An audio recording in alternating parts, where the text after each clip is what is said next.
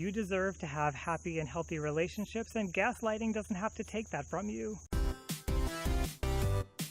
In my head. Hey everyone, it's Ryan Liberty, and I'm back at it in the woods. We've got the light coming in through the trees here. It's beautiful, and today we're going to talk about gaslighting. Let's explain it. Let's talk about it, because there's a lot more to this than people realize, and I think it needs to be repeated before it starts to sink in. So let's explore this topic. So let's start off with a quick recap of what gaslighting actually is, and I hope you'll stick with me through this explanation, because gaslighting is not just the definition. There's a little bit more going on. So if you're somebody who just came here for the definition, I hope that you'll stick around for the rest of the video so we can explore this a little bit more deeply. But gaslighting is basically trying to manipulate somebody to get them to doubt themselves, and that way you have some kind of control over them. You can get them to do the things that you want them to do because they don't trust their own instincts, they don't trust their own decision-making process, and therefore you can fill in the decisions for them and manipulate them. So it's a form of psychological manipulation, it's a form of emotional abuse, and basically it's done by convincing somebody that they don't know the truth, and you do this by counteracting every time that they bring up the truth. You make up a lie. If somebody says, you know, did I leave this on the counter over there? Put it somewhere else, and then tell them, no, you must be not thinking straight. Or if somebody brings up an issue to you about something that you said, just deny that you ever said it and get them to believe that you said something differently. Maybe give them false evidence to make them believe that what you're saying is true. Basically twist things and distort things until they don't have confidence in their own mind anymore. Now this, of course, is something very cruel to do somebody, because once they start to doubt their own mind, they question their sanity and they question their reality. It's a very dangerous psychological place to be, because you lose stability, you start becoming very emotional, you don't know who you can trust anymore. It's not good.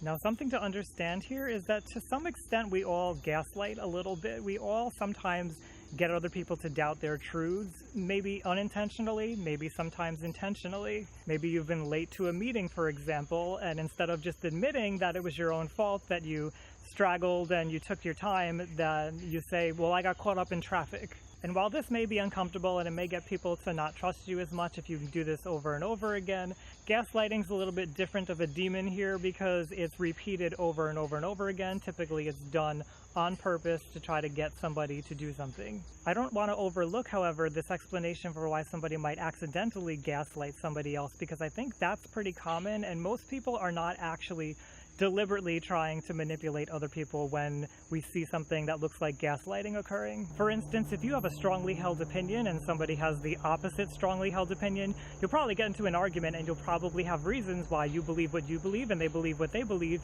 and you might try to convince them that what they believe is wrong. That's not necessarily gaslighting. Alternatively, we may not necessarily know our motivations behind why we do things, or we may just get caught in the moment and have to come up with an answer for something on the fly, and that may also be a reason why somebody appears to be gaslighting somebody else. And they may actually be gaslighting somebody if this becomes a pattern that you do over and over and over again, filling in the blanks because you're afraid, you're vulnerable, and you're trying to defend yourself. And I hope you're starting to see from some of these examples that I'm bringing up that somebody might gaslight somebody else, not intentionally, not to try to manipulate them or get them to do the things that they want them to do, but because they're being defensive and they're trying to protect themselves, and so they fill in the blanks, they hold their position because their position is tied in with their identity and it feels threatening to give up that position. And though that's certainly not a mentally healthy behavior, it is understandable, and it's a little bit different from deliberately trying to harm somebody or use them. Now, regardless of whether it's intentional or it's unintentional,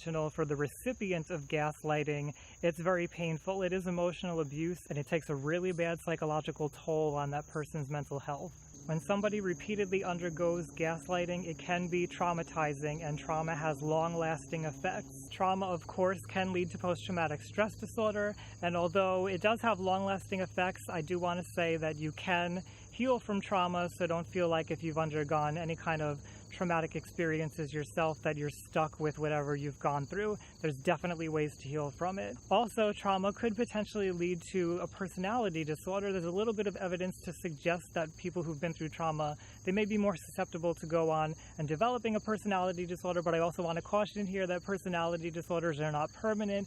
You can heal from them. So if you've experienced gaslighting, you think this may be happening to you, although I'm sorry that it's happened to you, and it is very painful, there is plenty of hope for you and you can heal. There's also some things that you can do to prevent any kind of emotional abuse from progressing into post-traumatic stress disorder. So let's talk about those. Now, one of the most obvious things that you can do is to have some kind of coping skill, some coping mechanisms. And a good one is to always be aware of your stress level and to learn to manage your stress level, to manage your emotions.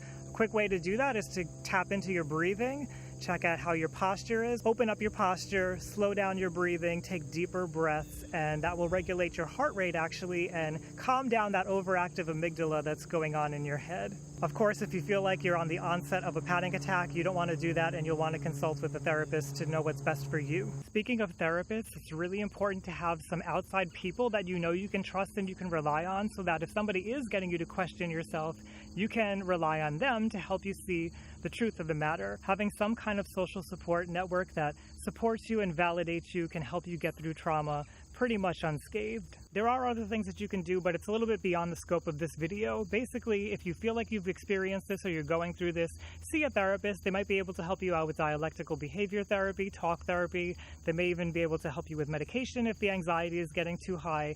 They will help you get through this. There are a lot of different therapies to approach this, and a lot of them are effective. I want to take a moment and quickly talk to somebody who might be a gaslighter themselves, that they recognize this pattern in themselves, they recognize that it's not helping them to have good interpersonal relationships, and they'd like to change it. If that's you, let's talk. The first thing that you may want to ask yourself is, why do you feel this need to manipulate somebody else? And are you doing it intentionally or are you doing it unintentionally? I think if you can get yourself to do some introspection, and this may best be done with a therapist, you'll see that there's something in your past, something that you've experienced, possibly something traumatic, that is causing you to feel like you don't have control. And so the appeal of controlling somebody else is really great to you because it shields you from feeling the vulnerability of experiencing the trauma again. And while gaslighting may help you to feel powerful and in control, it's actually not adaptive and it's not healthy. It's harming you and it's harming your relationships with people, because gaslighting is always going to be getting in the way of you making a real connection with people,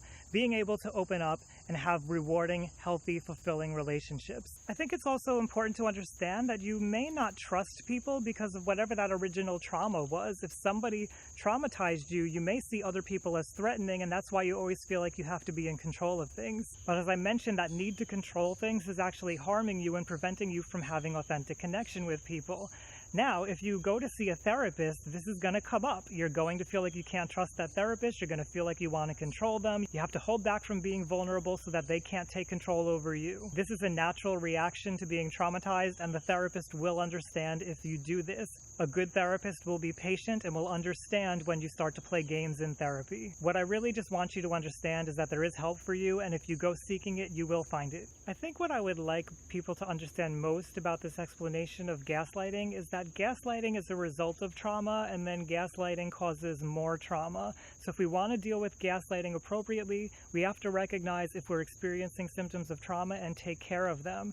That is best done with a therapist who understands trauma, who specializes in trauma, who gets trauma, as not all therapists are going to, and they will be able to help you to heal from that. I know this because I've experienced gaslighting myself, I've experienced emotional abuse, I've had PTSD, and I've moved on from it. It can take a while, it can be a rocky road, but trust me, it is worth it to not have to live your life fearful of other people. You deserve to have happy and healthy relationships, and gaslighting doesn't have to take that from you. You also deserve to feel like you can trust in yourself and trust in your decisions again, and to not feel so afraid of everything. If you like this explanation of gaslighting and you want to learn about your own mental health, I have over 250 videos here on my channel. Please hit subscribe and hit the bell after you hit subscribe to get notified each time that I do a mental health video. If something that I've said has helped you and you want to support me on my mission of helping to humanize mental health, you can do so over on Patreon. I'll put the link above. If you've experienced gaslighting, what would you say to somebody who's going through that currently? And alternatively, if you're somebody who's gaslighted other people, what would you say to somebody else who is currently doing that? Leave that down in the comments below. Let's have a discussion so we can learn from each other. As always, I'd like to thank you for joining me here out in the woods, and I'll see you next time, everyone.